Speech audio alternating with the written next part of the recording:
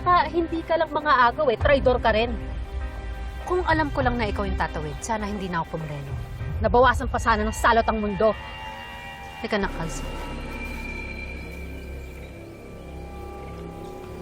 Kasi hindi ka talaga takot mademanda. I-demanda niya ako. Mas magaling ako. Ay! Oh my God! ka dyan! Angel! Ano ba problema mo, ha? Naghahanap ka ba ng gulo? Angel, ano ba? Unang patulan, tara na! Baliw ata! Tara na! Tiga! Lumabas ka dyan! Kaz! Lumabas ka dyan! Baliw ata! Tara na! Lumabas? Angel, tama na! Angel! Tama na, Sab! Lumabas ka dyan! Baliw ata yan! Oh my God!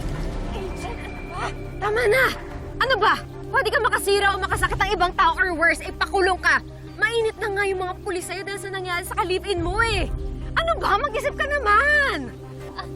Ate, pinagtanggol lang naman kita eh. Hindi ko hinihingi na ipagtanggol mo ako. Kaya kong sarili ko. At kayang-kaya ko yung tricks niya. Wala nang paki sa kanya, okay? Kung sa'yo okay yun, sa akin hindi. Ayokong binabastos ka, ate. Pinagtanggol mo nga ako yung Aling Sedes eh. Natuwa nga ako eh. Kasi ganun pala yung may pamilya. Yung ipaglalaban ka. Kaya kung may nanakit sa'yo, ipagtatanggol din kita. Kasi kapatid kita.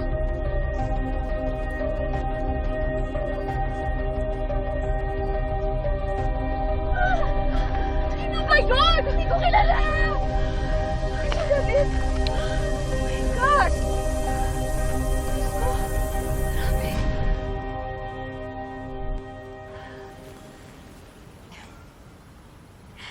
Pa si Angel. Anak niyo po. Angel, si Papa.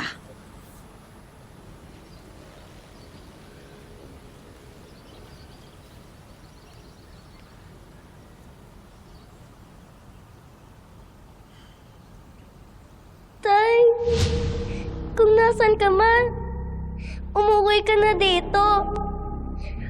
Ang tagal-tagal na kitang hinihintay. Kunin mo na ako.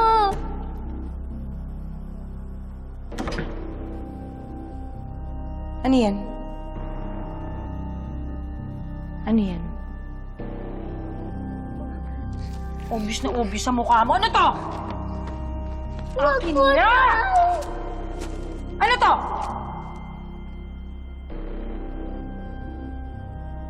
Saan mo nakuha to? Ha? Sagot! Saan mo nakuha to? Sagot! Yun na lang po yung alaala ko kay tatay. Ay, dapat hindi inaalala yung tatay mo kasi scammer yung tatay mo. Manluloko tong tatay mo. Hindi masama si tatay. Babalik siya.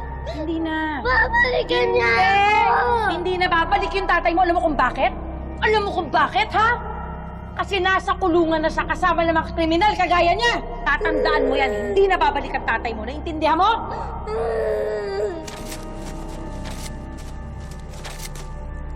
Papakain ko sa'yo yan sa susunod, ha? Pag nangialam ka na naman. Peste. Tay, pasensya na po kung ngayon lang po ako dumalaw sa inyo. Sana noon pa man, alam ko na kung saan kayo bibisitahin. Alam niyo po ba, tuwing birthday ko, tuwing bagong taon, tuwing Pasko, o kahit anong okasyon na kasama ang buong pamilya, lagi ko po kayong naiisip. Yung mga ibang bata, lumaki sila nakasama nila yung tatay nila. Ako, lumaki ako nang di ko man lang kayo nakilala at naramdaman yung yakap niyo. Hindi ko din naranasan na tinawag niyo ako ng anak. Pero okay lang po. Kasi nahanap ko naman na po si Ate Vanessa. Pakiramdam ko, meron na akong pamilya.